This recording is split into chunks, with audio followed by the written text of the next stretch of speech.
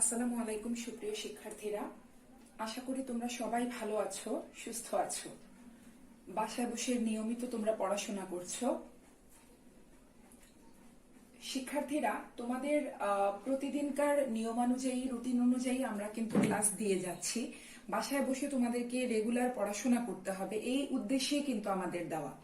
তো আজকেও তোমাদের জন্য আমি চেঞ্জিং সেন্টেন্সেস এর উপর কিছু রুলস নিয়ে এসেছি।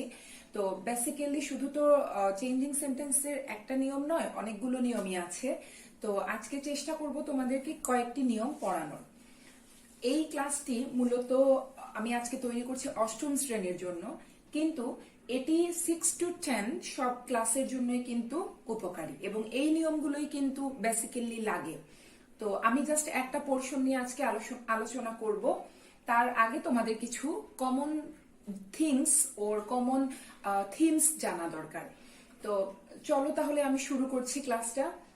আশা করি তোমরা বুঝতে পারবে। যখন আমরা চেঞ্জিং সেন্টেন্স টপিকটাতে আসি, তখনই কিন্তু আমাদের মাথায় অনেকগুলো আইটেম চলে আসি। এত বড়, এত বিশাল, কি করে শেষ করব, মানে পারবো না, প্রথমে একটা ভয় ভীতি ঢুকে যায়।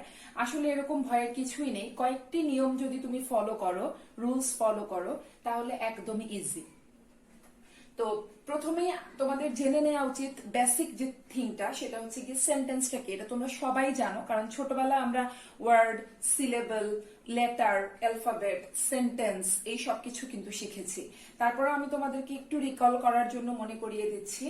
সেন্টেন্স মানে হচ্ছে গিয়ে তোমার বাক্য, অর্থাৎ কতগুলো ওয়ার্ড যখন পাশাপাশি বসে মনের ভাবটা প্রকাশ করতে পারে সম্পূর্ণরূপে, তখন সেটাকে আমরা সেন্টেন্স বলি।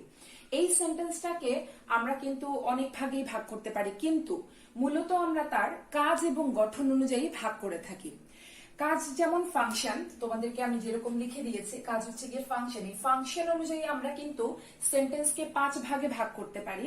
আর স্ট্রাকচার মানে হচ্ছে গঠন, একটা হচ্ছে কাজ আর একটা গঠন। ফাংশন হচ্ছে কাজ আর স্ট্রাকচার হচ্ছে গঠন।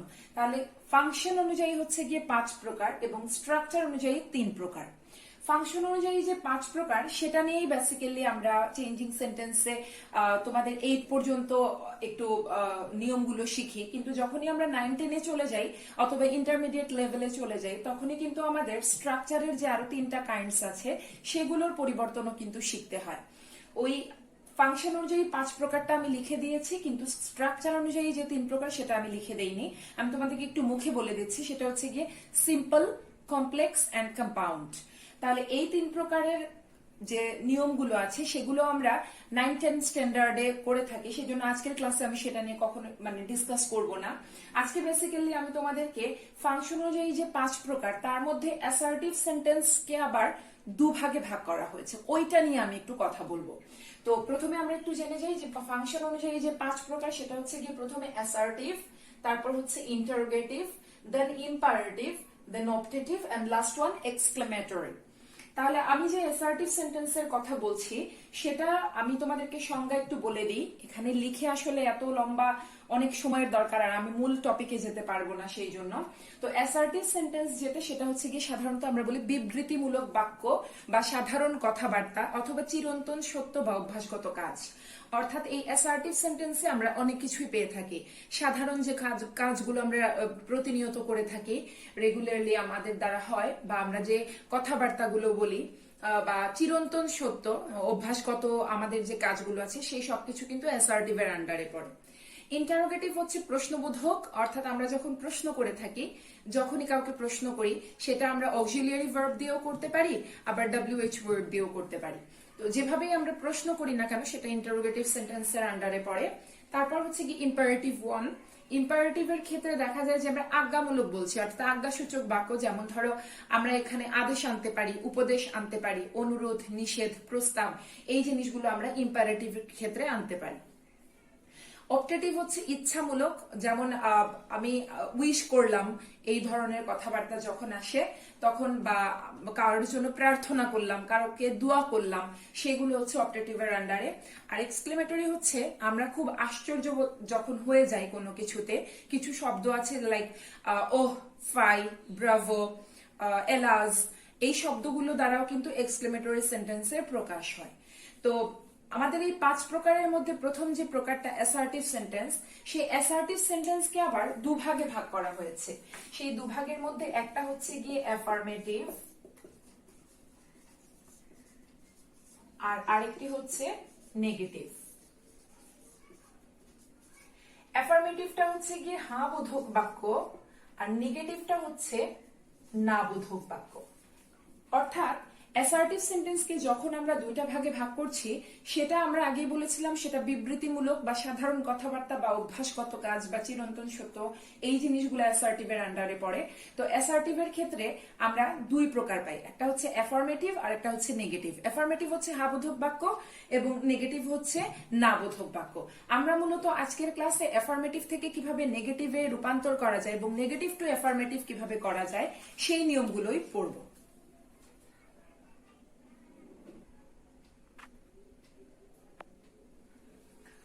স্টুডেন্টস দেখো একটু খেয়াল করে, আমি এখানে অ্যাফার্মেটিভ টু নেগেটিভ, অথবা আমরা এটাকে ভাইস ভার্সা পড়ে নেগেটিভ টু অ্যাফার্মেটিভও বলতে পারি। তাহলে এখানে আমি দুটো নিয়ম লিখেছি। প্রথম নিয়ম যেটা, সেটা হচ্ছে অনলি বা অ্যালোন, অর্থাৎ যদি বাক্যের মধ্যে তোমার অনলি বা অ্যালোন থাকে তাহলে সেটা অবশ্যই অ্যাফার্মেটিভে আছে।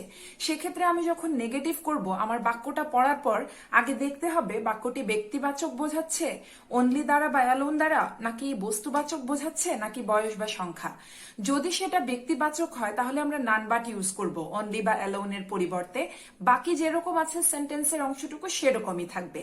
আর যদি সেটা বস্তুবাচক হয় সেক্ষেত্রে নাথিং বাট বসাবো। আর যদি সেটা সংখ্যা বা বয়স নির্ধারণ করে তাহলে আমরা সেখানে নট মোর দেন বা নট লেস দেন ইউজ করতে পারি। তোমাদের বোঝার জন্য আমি একটি বাক্য দিয়ে দিয়েছি, খেয়াল করো।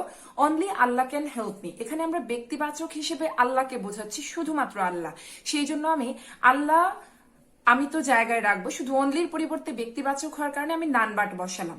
তোমরা অনেকেই আরেকটা ভুল করো যে আল্লাহ অনলি ক্যান হেল্প মি, যদি এই বাক্যটাও থাকে তাহলেও কিন্তু আমি নান বাটটা আগেই বসাবো। একমাত্র অনলি যে জায়গায় আছে আমি সে জায়গায় নান বাট বসাবো এরকম কিন্তু কোনো কথা নেই।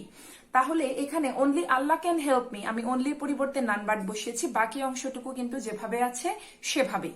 পরে খেয়াল করে দেখো নাথিং বাট আছে, তাহলে নাথিং বাটের ক্ষেত্রে আমি কি করতে পারি, আমি বলতে পারি I have only a few chocolates, আমার কাছে কিছু চকলেট আছে। তাহলে এটা কিন্তু I have only a few chocolates, এখানে অনলি দ্বারা কিন্তু আমি কি বোঝাচ্ছি, চকলেট গুলোকে বোঝাচ্ছি, এবং সেটা বস্তুবাচক হওয়ার কারণে আমি শুধু অনলির জায়গায় নাথিং বাট বসাবো, অর্থাৎ I have nothing but a few chocolates.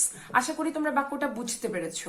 এবং আমি যদি বলি আই এম অনলি 25, সেক্ষেত্রে আমি বয়স বোঝাচ্ছি, তাহলে সেখানে আমি নট মোর দেনও ইউজ করতে পারি অথবা নট লেস দেনও ইউজ করতে পারি। I am not more than 25 or I am not less than 25, অর্থাৎ আমার বয়স 25-এর বেশি নয়।